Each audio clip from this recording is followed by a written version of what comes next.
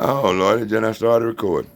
Y'all, if everybody remember, I was having problems with my car in that last video. It wouldn't go into gear.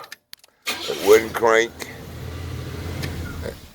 As y'all can see now, it's cranking.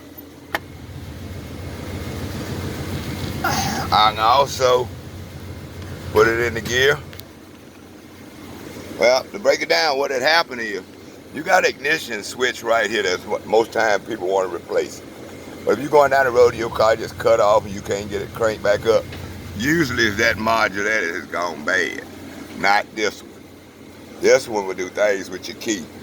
But evidently, as you can see, there's one screw there and there's another screw farther back, which I'm using a phone, y'all, excuse me. I'm not a professional video recorder or YouTube uploader, but there's another screw also in the back. The screw had come out, so this thing had moved.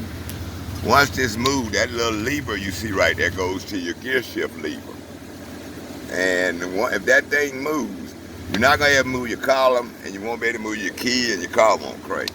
That thing there is your dimmer switch. You know how you can push this thing ahead. That white thing in the very back, that's your neutral safety switch, and it also controls your brake lights.